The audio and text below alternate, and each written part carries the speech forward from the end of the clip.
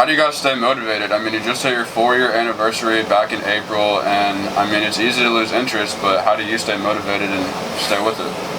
I think because we live and breathe this. We love it. I still love coming here every day. Yeah.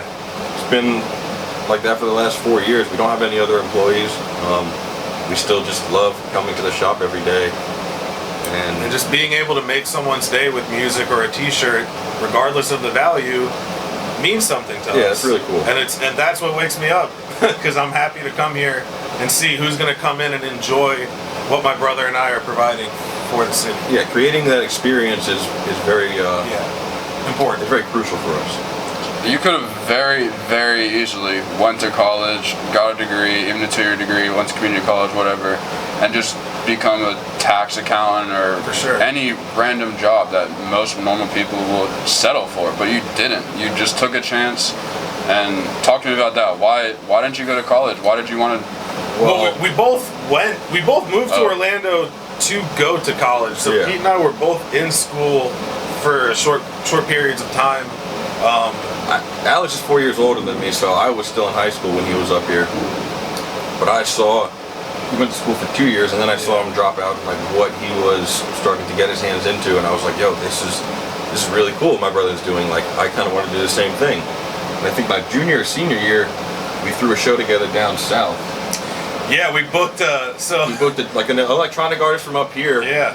And it was my first show that I threw, and it was just like printed up like 5,000 flyers, tagged all the high schools across the city. And we had a friend who had a nightclub back home, and basically what I said to Pete was, I said, look, let's bring this DJ from Orlando down. We'll make it like a 18 and under event. No alcohol, nothing like that. Just a fun party for kids. I think it was like a foam. There was foam too, But it was one of those things where I think we had like 250 people show up. And it was crazy, and that was all due to Pete and his friends spreading the word. And there was enough kids my age that just wanted to do something. Like, there wasn't like a teen club or anything like that. So for there to be a night where we could all just go out and and this was when electronic music was like peaking. Like, it was at its like, I don't even think EDC was a thing yet. Maybe it was like maybe the first year. Yeah, maybe the first year. Wow. Yeah. I forgot.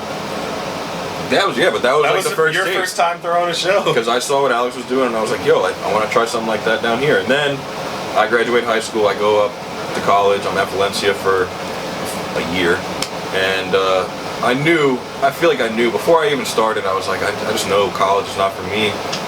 Things were progressing with what Alex was doing, I was getting more involved, and then after a year, I dropped out too. Just was fully invested in it's the concert shit, promoting, artist management, all that stuff.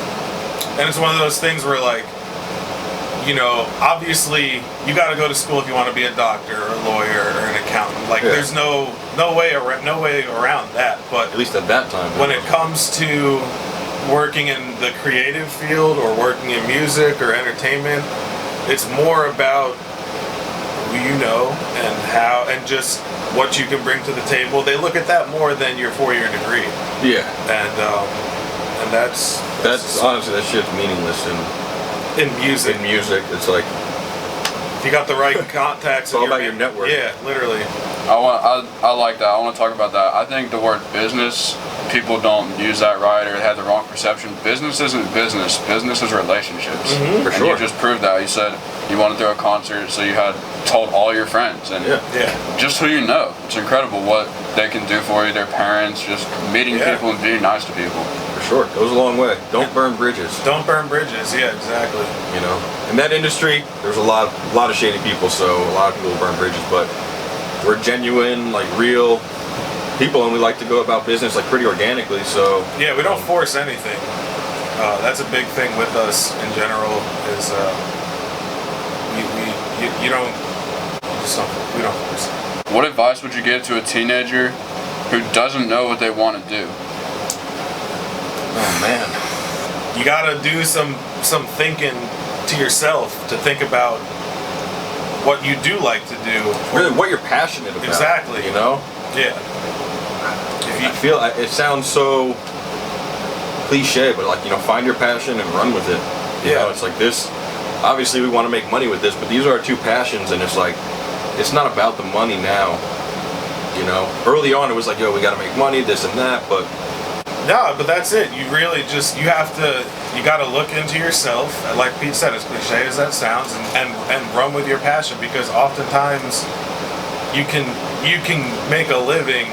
It'll turn into a living when Yeah. you're passionate enough and whatnot. And the other thing too is don't ever be afraid to fail, because some of the best learning that I've ever encountered was through failures of mine. You always got to take the positives out of a failure. Don't look at it as a negative. Yeah. But that was what we learned early, like, especially with throwing a concert. It's like we throw it with a good artist, but we don't make money. Say we lose like $200, $300. It's like that's not a loss. You know, we still made the connection with this artist, and that's just like the cost of doing business. Yeah. You know? And you just kind of you got to pull the good out of the failing and chalk that up as a learning experience, and that makes That's valuable. Once you're able to do that, exactly, that makes failing easy, because you're gonna fail. We all fail a lot. Yeah. It's part of trial and error. It's how, especially when you want to work for yourself or you want to do anything on your own, there's gonna be a lot of trial and error, and a lot. you learn the most from that. You know, it's like if that shit really hurts, you know you're gonna know to not do that again. Exactly. Whatever it may be. Yeah. You know. Exactly. So.